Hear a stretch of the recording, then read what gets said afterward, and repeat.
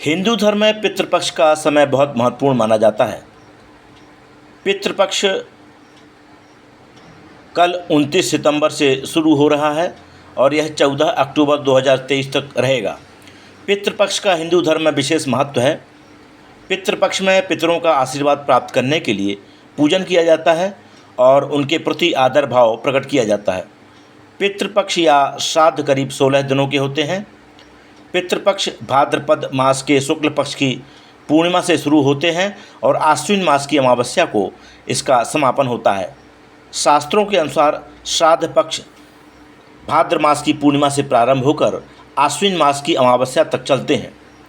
मृत्यु के देवता यमराज श्राद्ध पक्ष में पितरों को मुक्त कर देते हैं ताकि वे स्वजनों के यहाँ जाकर तर्पण ग्रहण कर सकें।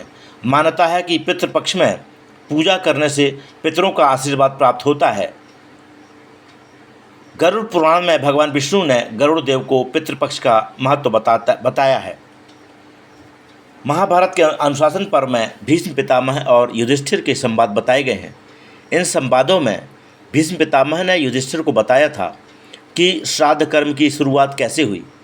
भीष्म पितामह ने बताया कि प्राचीन समय में सबसे पहले महर्षि निमि को अत्रि मुनि ने श्राद्ध का ज्ञान दिया था। इसके बाद निमि ऋषि ने श्राद्ध किया और उनके बाद अन्य ऋषियों ने भी श्राद्ध कर्म शुरू कर दिए। इसके बाद श्राद्ध कर्म करने की परंपरा प्रचलित हो गई। श्राद्ध पिंडदान और तर्पण का अर्थ विस्तार से बताते हुए उन्होंने कहा कि पितृपक्ष में घर परिवार के मृत पूर्वजों को श्रद्धा से याद किया जाता है। इसे ही श्राद्ध कहा जाता है। पिंडदान करने का मतलब यह है कि हम पितरों के लिए भोजन दान कर रहे हैं।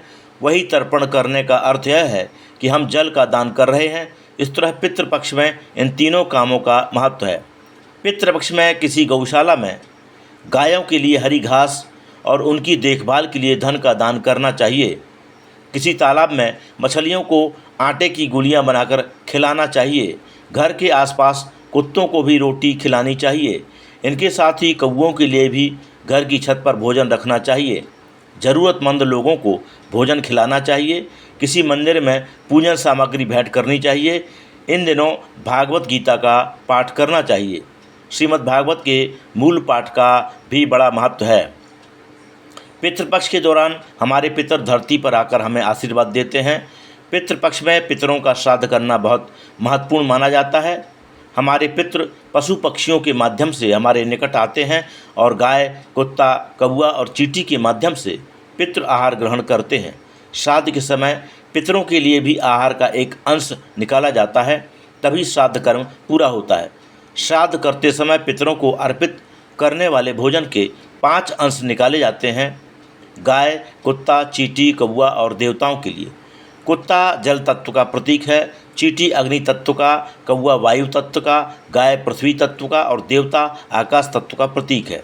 इस प्रकार इन 5 को आहार देकर हम पंच तत्वों के प्रति आभार व्यक्त करते हैं। केवल गाय में ही एक साथ 5 तत्व पाए जाते हैं, इसलिए पितृपक्ष में गाय की सेवा विशेष फलदायी होती है। तो 29 सितंबर 2030 से पितृपक्ष शुरू हो रहा है।